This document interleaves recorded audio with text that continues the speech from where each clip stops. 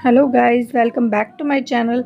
आज की वीडियो में मैं रीयूज़ करने वाली हूँ ये जेंट्स कुर्ता। अगर आपको स्टाइलिंग और रीयूज़ से रिलेटेड कंटेंट देखना पसंद है तो मेरे चैनल को सब्सक्राइब कर लीजिए और बेल आइकन को ऑल पर प्रेस कर दीजिए।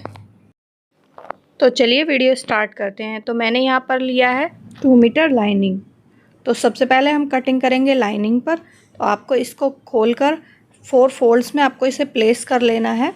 आपको इसको लेंथ वाइज फोल्ड करना है। तो मैंने यहाँ पर कर लिया है और मैंने इसको 4 फोल्ड्स में इस तरह से प्लेस कर लिया है। अब ओपन साइड को हमें इस तरफ रखना है और हमें इसकी मार्किंग करनी है बंद साइड पर। तो मार्किंग करेंगे हम शोल्डर की। तो आपके जो भी शोल्डर का साइज़ हो उसका आपको हाफ़ लेना होगा और इस तरह से मार्क कर लेना होगा। और सेम हम आर्म होल का भी सेम साइज़ लेते हैं जो कि हमारा शोल्डर का साइज़ होता है।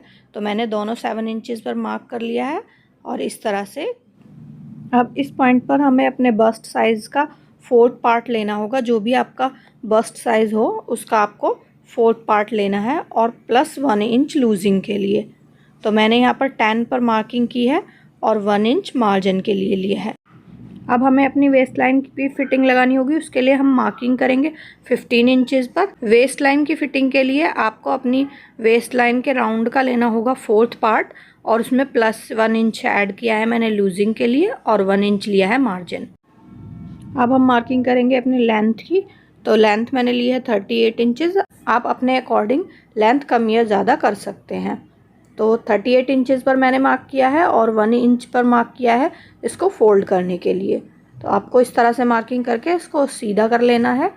और अब हम इसको ए लाइन में कट कर रहे हैं, इसलिए हमारी वेस्ट लाइन की जो मार्किंग थी उससे हम इस तरह से टेप को मिलाते हुए स्लैंटिंग लाइन ड्रॉ कर लेंगे और ऊपर से भी हमारी की हुई मार्किंग को हम इस तरह से मिला लेंगे।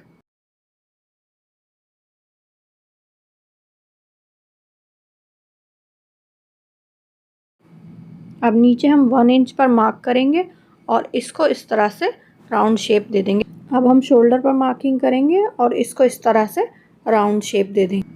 अब हम नेक की मार्किंग करेंगे। तो मैंने मार्किंग की है 3 इंचज़ पर और डीप मैंने इसको रखा है 4 इंचज़।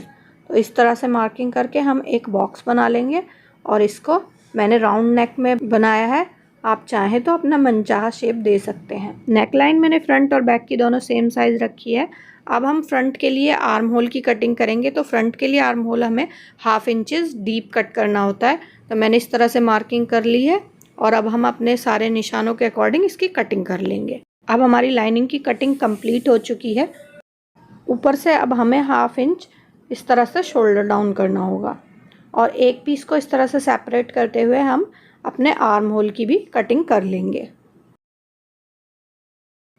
अब हमें लेना होगा अपना कुर्ता और अब हम इस कुर्ते पर कटिंग करेंगे। सबसे पहले हम इसकी स्लीव सेपरेट कर लेंगे और पॉकेट को भी सेपरेट कर लेंगे दोनों तरफ से। अब मैंने स्लीव्स एंड पॉकेट दोनों सेपरेट कर ली हैं। अब हमें अपने कुर्ते के बटन अच्छे से बंद कर लेने होंगे और इसके कॉलर को भी सेपरेट कर लेना होगा।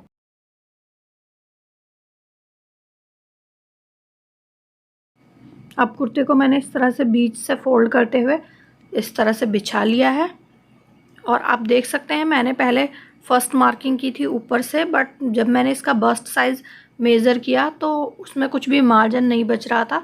तो हमें सबसे पहले मेज़र करना होगा जहाँ से हमारा बस्ट साइज़ आ सके और उसके अकॉर्डिंग मार्जिन भी आ सके। मेज़र करने का तरीका और मार्किंग का मैं आपको अस्तर पे बता चुकी हूँ, उसी के अकॉर्डिंग हम यहाँ पर मार्किंग करेंगे। मैंने बस्ट साइज़ का निशान लगा लिया है। अब हमें अपने शोल्डर का निशान लगाना होगा जो कि मैंने ऊपर पहले से ही लगाया हुआ है मेज़र करके। तो इसके अकॉर्डिंग ही मैं 7 इंचज़ लेते हुए इस तरह से मार्क कर लूँगी, जैसा कि मैंने आपको अस्तर पर बताया था। इस पर यहाँ पर हम आर्म होल बनाएंगे और जैसे हमने अस्तर पर अपने मार्किंग की थी और कटिंग की थी सेम उसी प्रोसीजर से हम इस पर भी कर लेंगे। और यहाँ पर मैं सेम नेक लाइन ड्रॉ कर रही हूँ 3 एंड 4 इंचज़ की। आप चाहें तो अस्तर को इस पर प्लेस करते हुए भी इस मार्किंग ट्रेस कर सकते हैं, बट क्योंकि ये ऑलरेडी स्टिच्ड गारमेंट है इसलिए मैं प्रेफर करूँगी कि आप इसको अलग से ही मार्किंग करें, तो वो आपका ज़्यादा एक फ़ाइन ड्रेस बनकर तैयार होगा। और अब मेरी मार्किंग कंप्लीट हो चुकी है और इसके अकॉर्डिंग ही मैं इसको कट कर लूँगी। अब मैंने इसको भी कट कर लिया है। अब हम एक पीस को सेपरेट करते हुए अपने फ्रंट आर्म होल की डीप कटिंग भी कर लेंगे।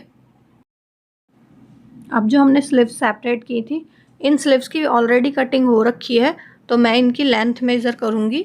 जितनी भी मुझे लेंथ चाहिए, तो मैंने 16 इंचेस पर मार्क किया है और 1 इंच लिया है फोल्ड के लिए, और इसको स्ट्रेट करते हुए यहाँ से कट कर लूँगी। अब इसको उल्टा करते हुए हमें अपनी फिटिंग की मार्किंग करनी होगी। तो बैक साइड पर आप अपनी आर्म होल का राउंड लें और उसका हाफ मार्क कर लें, और इस तरह से इसको मिलाते हुए हम स्ट्रेट कर लेंगे। अब कटिंग हमारी कंप्लीट हो चुकी है। अब जो हमने पार्ट्स कट किए हैं वो पार्ट हम लेंगे। जैसे कि हमने ये फ्रंट पार्ट लिया है, अब हम फ्रंट वाला ही अस्तर लेंगे और इस पर इस तरह से प्लेस करते हुए दोनों का हमें सीधा साइड एक दूसरे की तरफ रखना होगा और हमें अपनी नेक लाइन को स्टिच कर लेना होगा। याद रखें, हमें स्टिचिंग सिर्फ नेक पर ही लगानी होगी। मैंने नेक पर सिलाई लगा ली है। अब हमें इस सिलाई को बचाते हुए हल्के हल्के इस तरह से कट लगाने होंगे। कट लगाने के बाद हम इस तरह से अस्तर को पीछे की तरफ ले जाएंगे और देखिए हमारी नेक लाइन इस तरह से फिनिश हो जाएगी। अब हम इस पर एक टॉप स्टिच करेंगे और हमारी नेक लाइन बहुत ही इजीली तैयार हो जाएगी। आप चाहें तो बायस स्ट्रिप की हेल्प से भी इसको बना सकते हैं। मैंने दोनों फ्रंट एंड बैक दोनों पीसेस की नेक लाइन इस तरह से तैयार कर ली है और नीचे से भी मैंने इसके अस्तर को डबल फोल्ड कर लिया है।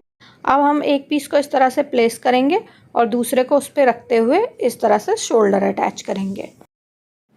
अब मैंने शोल्डर अटैच कर लिया है और इस एक तरफ मैंने इसकी स्लीव भी अटैच कर ली है। तो मैंने ये शोल्डर अटैच किया है, इसमें आपको दोनों तरफ से किसी भी तरफ से रफ सिलाई दिखाई नहीं देगी।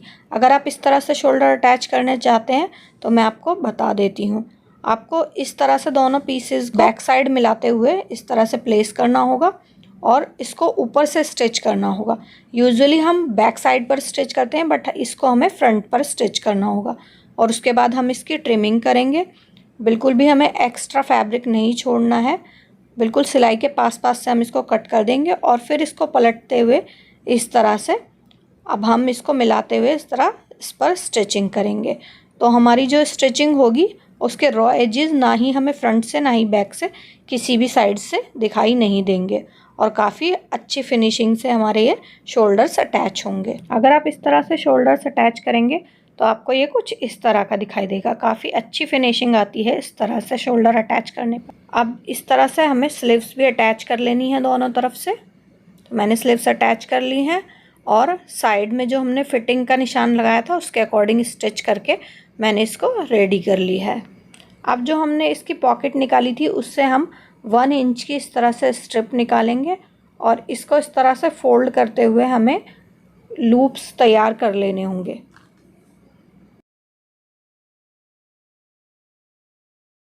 अब मैंने इस तरह से स्ट्रिप तैयार करने के बाद 5 लूप्स बना लिए हैं। अब इन लूप्स को लगाने के लिए हम अपनी मार्किंग करेंगे। लूप्स अटैच करने के लिए मैंने मार्किंग की है 14 इंचेस पर और 15 इंचेस पर। तो 1 इंच का गैप रखते हुए मैंने मार्किंग कर ली है। तो फ्रंट पर हमें 2 लूप्स लगाने होंगे, तो दोनों साइड्स मैंने इस तरह से मार्किंग कर ली है और 2 लूप्स हम साइड्स पर लगाएंगे और एक बैक साइड पर लगाएंगे। तो उसके अकॉर्डिंग आपको 5 लूप्स के लिए इस तरह से मार्किंग कर लेनी है। अब हमें सेंटर से हल्का सा साइड पर रखते हुए इस तरह से लूप्स अपने स्टिच कर लेने होंगे। तो इस तरह से मैंने 2 लूप्स फ्रंट पर रखकर इस तरह से मैं इनको स्टिच कर लूँगी और सेम इसी तरह से हमें साइड्स पर लूप्स रखते हुए स्टिच कर लेने होंगे और एक बैक साइड पर स्टिच कर लेना होगा। तो लूप्स लगाने के बाद हमारी बहुत ही ब्यूटीफुल एक मिडी ड्रेस बनकर तैयार हो चुकी है। आप चाहें तो इसको बेल्ट के साथ एज अ ड्रेस वियर कर सकते हैं और चाहें तो विदाउट बेल्ट लेगिंग्स के साथ एज अ कुर्ती वियर कर सकते हैं। तो आपको मेरा ये रीयूज़ आइडिया कैसा लगा मुझे कमेंट करके ज़रूर बताइए और अगर पसंद आया तो वीडियो को लाइक ज़रूर करना। तो आपसे मिलती हूँ नेक्स्ट टाइम नेक्स्ट वीडियो में। Till then take care, bye bye.